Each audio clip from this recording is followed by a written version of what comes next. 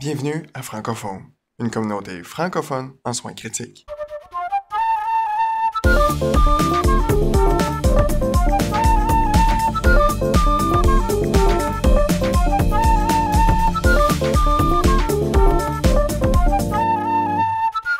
Bienvenue à cet épisode de Francophone. Aujourd'hui, on va parler du Centre d'optimisation d'occupation des lits de soins intensifs. Mon nom est Mathieu Desgroseilliers, je suis pharmacien certifié en soins critiques. Je travaille à l'hôpital Honoré-Mercier du 6 Montérégie-Est. Je travaille en soins critiques, en soins intensifs, à l'urgence ainsi qu'à réanimation. Aujourd'hui, je suis accompagné de Dr Diane Poirier. Bonjour Diane. Oui, bonjour Mathieu. Pour les gens qui ne te connaîtraient pas, pourrais-tu nous expliquer un petit peu ton Oui, historique? oui, absolument. En fait, je travaille dans les soins critiques, particulièrement les soins intensifs depuis plus de 25 ans, donc plusieurs années. 18 ans à l'urgence, mais principalement depuis 15 ans dans les soins intensifs. J'ai travaillé à plusieurs endroits, mais actuellement, c'est uniquement l'hôpital Honoré-Mercier de Saint-Hyacinthe, mais aussi j'ai quelques fonctions au niveau ministériel, mais aussi au niveau du groupe d'experts de soins intensifs du Québec qui s'appelle le GSIC. Fait que ce qui nous amène à parler un petit peu d'un nouveau service qui est offert au ministère qu'on pourrait appeler le Centre d'optimisation d'occupation des lits de soins intensifs, sur lequel tu travailles, on pourrait dire un petit peu. Oui, on travaille un peu là-dessus, mais honnêtement, le projet a très bien évolué avec le support qu'on a et actuellement, il est fonctionnel. Si tu veux, là, Mathieu, je vais quand même faire un petit résumé de partir pourquoi on est arrivé au niveau du COOLSI, hein, le COOLSI étant le Centre d'optimisation d'occupation des lits de soins intensifs. Fait qu'en fait, tout ça part de plusieurs travaux, en fait, qu'on a fait sur des indicateurs, sur les tableaux de bord, mais aussi une demande des DSP, de la table des DSP de Montréal et du groupe d'experts en soins intensifs du Québec pour essayer d'optimiser les lits de soins intensifs pour pouvoir permettre d'avoir l'accès rapidement à un lit de soins intensifs pour les patients qui en ont besoin. Donc, le but principal du projet était de rendre facilement et rapidement disponible un lit de soins intensifs. Étant donné que la difficulté était principalement à Montréal, parce qu'on a quand même 17 hôpitaux là où il y a des transferts potentiels, évidemment, les travaux ont débuté dans le secteur de Montréal. Avant d'en arriver un petit peu plus loin là, pour parler du COOLSI, je vais juste revenir un petit peu en arrière pour parler des indicateurs. Et la raison, c'est que c'est bien sûr qu'on part un projet, particulièrement comme celui-là, où c'est quand même un projet d'une bonne envergure. Il faut s'assurer d'avoir des bonnes mesures, donc d'utiliser des bons indicateurs et de pouvoir avoir un suivi quand même relativement rigoureux à partir d'un tableau de bord. Donc, les indicateurs, brièvement, là, j'ouvre une parenthèse, il y a environ 7-8 mois, là, presque un an, le GSIC a adressé une demande. Le GSIC étant un groupe d'experts, mais qui fait des recommandations au ministère. Donc, c'est pas un groupe là, décisionnel. Donc, il y a eu une demande adressée à l'INES pour faire une étude sur les indicateurs pour les soins intensifs, étant donné qu'au Québec, on ne mesure rien ou presque au niveau des soins intensifs. Donc, on est un peu jaloux de ce qui se fait au niveau des urgences où il y a beaucoup d'indicateurs qui sont suivis. Donc, l'INES a fait quand même une étude assez sérieuse, un recensement de 127 indicateurs et en bout de ligne, il y en a 17 qui ont été retenus. Le document a été présenté au ministère, dont au groupe aussi au GSIC, et le GSIC a décidé de retenir 5 indicateurs de mesure de qualité de ce qui se fait au niveau des soins intensifs. Et à ce niveau-là, il y avait des indicateurs qu'on appelle de processus et des indicateurs de résultats. Donc, très brièvement, les 5 indicateurs, parce que c'est important pour le réseau de bien comprendre qu'il va y avoir des mesures dans les prochains mois là, qui devraient débuter ou la prochaine année, qui étaient entre autres de mesurer, dans les indicateurs de résultats, on avait les durées moyennes de séjour. Évidemment, on va aller davantage vers la médiane qu'une moyenne dans ces cas-là. On avait les réadmissions dans les 48 heures qui suivent le congé des soins intensifs. Donc ça, c'est des indicateurs de résultats. Pour le processus, ben, on voulait évaluer aussi les jours évitables aux soins intensifs. Donc, quand on donne congé des soins intensifs, on signe un congé, souvent, le patient va séjourner quelques jours aux soins intensifs avant de transiter vers une autre unité de soins moins lourde. Donc, ça, on va avoir une mesure. On veut aussi mesurer le délai d'admission de l'urgence aux soins intensifs, évidemment à partir du moment où l'intensiviste, le médecin des soins intensifs, signe l'admission, demande une admission aux soins intensifs. Donc ça, je dirais que c'est les principaux. Et le dernier, c'est celui de les congés après 22 heures. Donc on sait qu'il y a une augmentation de la morbidité lorsque des congés de nuit des soins intensifs. Ce qui nous a amené dans tout ça, là, parce que c'est des mesures importantes, les indicateurs, là, ça nous donne des possibilités d'avoir des suivis, des mesures de ce qui est fait au niveau des processus, des résultats et de faire des interventions éventuellement. Donc, je ne sais pas, Mathieu, si tu veux que j'élabore actuellement au niveau du projet qu'on a mis en place. Je pense que c'était de mettre la table là, au niveau des indicateurs pour un peu expliquer que c'est quand même important dans les mesures des soins intensifs, c'est d'évaluer la qualité, mais il y a des indicateurs aussi qu'on va utiliser dans des projets. Et nous, on a développé avec le COOLSI d'autres indicateurs qu'on trouve importants de mesurer. Fait que de ce que je comprends, les indicateurs ont vraiment une applicabilité pour le quotidien de nos gens qui sont sur le terrain. Ouais, là. tout à fait. En fait, le but principal dans les travaux du G6, c'était d'essayer aussi d'améliorer la qualité parce on n'a pas de mesure dans les soins intensifs. Donc, c'est difficile de faire des études et d'essayer d'améliorer le quotidien et même la gestion des unités de soins intensifs si on n'a aucune mesure. Donc, avec ces 5 indicateurs-là, on devrait être capable de mesurer quand même, avoir des données intéressantes. Ce qui on a fait au niveau du ministère, avec le groupe ministériel, mais aussi avec ce qu'on appelle le COFRE, qui est le Centre d'optimisation flux et réseau, donc qui est une organisation au niveau du CHUM. On s'est lié avec eux pour faire un projet pour l'optimisation de l'utilisation des lits de soins intensifs.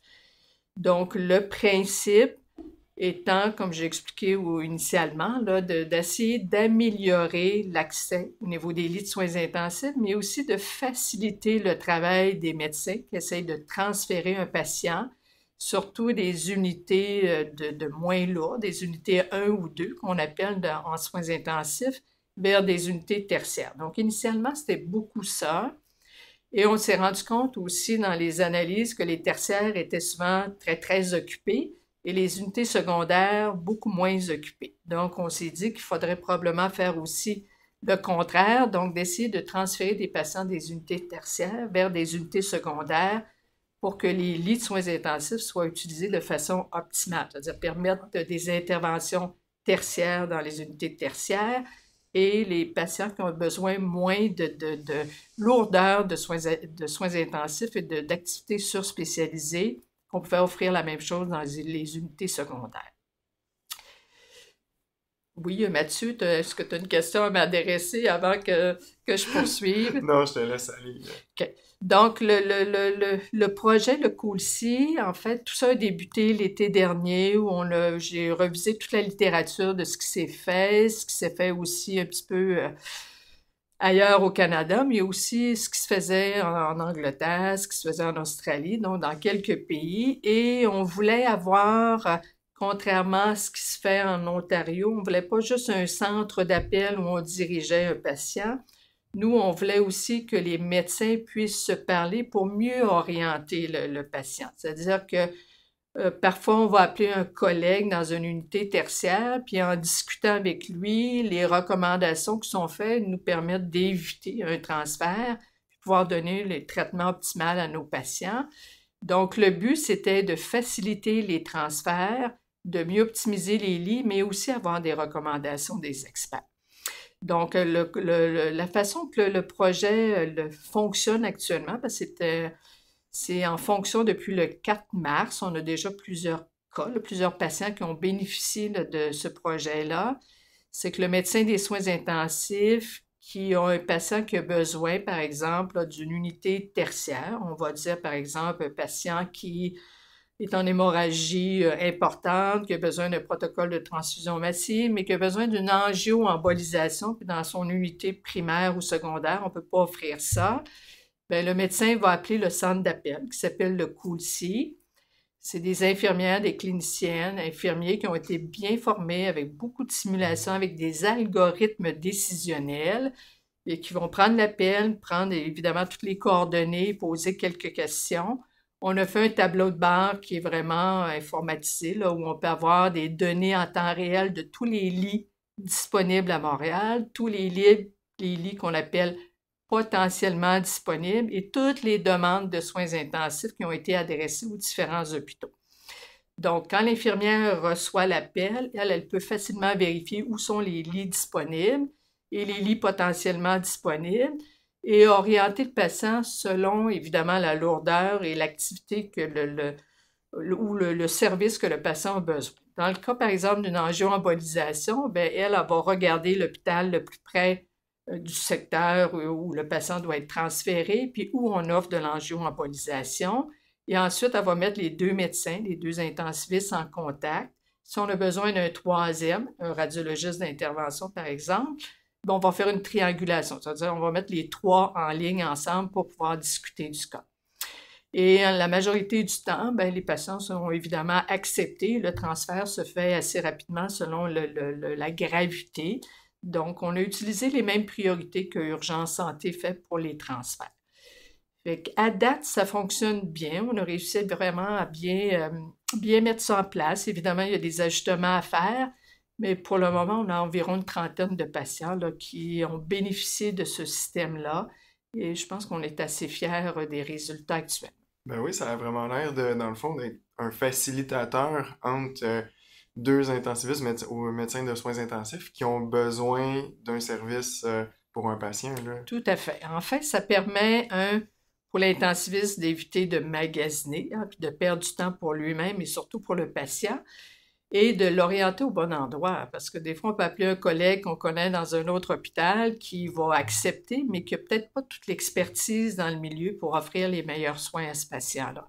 Donc, je pense que ça permet rapidement d'optimiser les transferts, mais aussi de donner les soins optimaux là, aux patients. Donc, c'est vraiment de l'optimisation. C'est vraiment de l'optimisation. Donc, nous, dans notre tableau de bord, où les mesures se font 4 à 5 fois par jour, on met à jour les lits qui sont disponibles au niveau des soins intensifs. Chaque hôpital doit faire une saisie de données. Et ce qui permet évidemment là, au COOLSI, aux infirmières d'avoir les données quand même, pas en temps réel, mais quand même disponibles 4 à 5 fois par jour. Ça nous prenait des indicateurs fiables et c'est pour ça qu'il a fallu former vraiment les gens qui font les saisies de données pour s'assurer que les gens comprennent bien c'est quoi un lit disponible, un lit potentiellement disponible, un patient transférable et toutes les demandes qui sont adressées au niveau des soins intensifs. Et nous, à partir de ces indicateurs-là, une fois que les gens ont bien compris, ça nous a permis aussi de faire des formules là, pour avoir aussi d'autres données là, qui nous permettent aussi de faire un suivi et de s'assurer que les délais sont le plus court possible. Fait que là, ce que je comprends, c'est pas le médecin, c'est pas l'infirmière du patient qui doit saisir les données, là. Non, en fait, ce qu'on a demandé pour le moment, c'est l'assistante infirmière-chef des unités, parce que c'est elle qui a vraiment le coup d'œil rapide sur son unité, qui sait aussi, dans la plupart des hôpitaux, c'est l'assistante infirmière-chef, mais il y en a d'autres que c'est les coordonnateurs d'activités cliniques ou même la gestion des lits. Donc, ce qu'on a besoin de savoir, c'est les lits qui sont libres, où il n'y a pas de patients dans les lits, et les patients qui ont leur congé des soins intensifs, mais qui restent encore dans les soins intensifs, et le nombre de demandes qui sont adressées aux soins intensifs, c'est-à-dire une demande qui vient de l'urgence, du bloc opératoire, des étages ou d'autres hôpitaux. Par exemple, pour les CHU, il y a beaucoup de demandes de l'extérieur.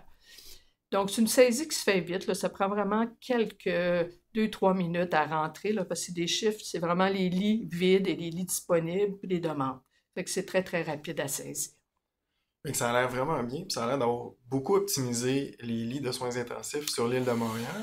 Ouais, moi, c'est sûr que l'on est en période d'ajustement. À date, là, les commentaires sont très, très positifs. Donc, on pense que ça va vraiment aider à mieux utiliser les lits de soins intensifs, mais aussi permettre surtout aux patients de recevoir rapidement les soins qu'ils en ont besoin.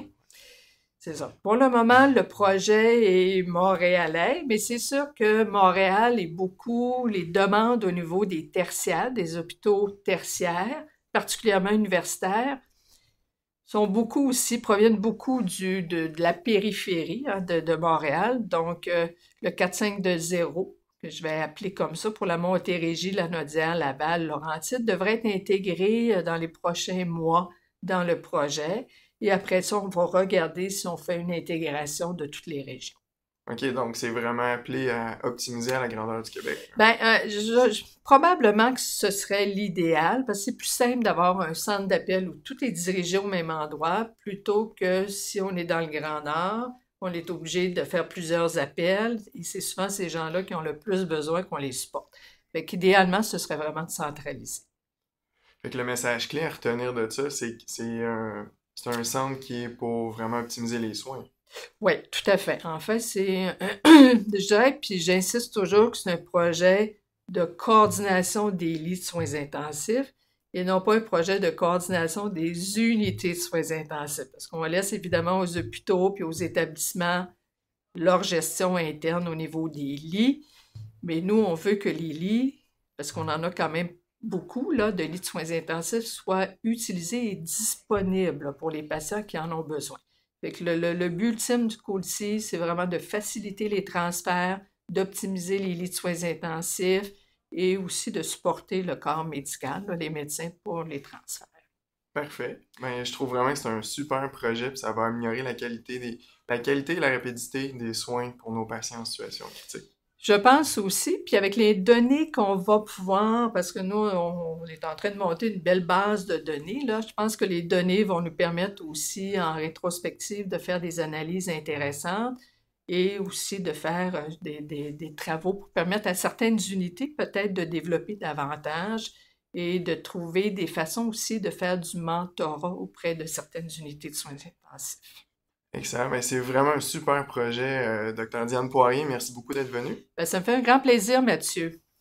C'est ce qui conclut l'épisode d'aujourd'hui. Laissez-nous vos commentaires sur notre site internet francophone.com, sur notre page Facebook, et merci de partager ce balado avec tous les passionnés de soins critiques comme vous. Laissez-nous vos commentaires sur iTunes et Google Podcasts. D'ici le prochain épisode, portez-vous bien. Attention à vous autres. Bye.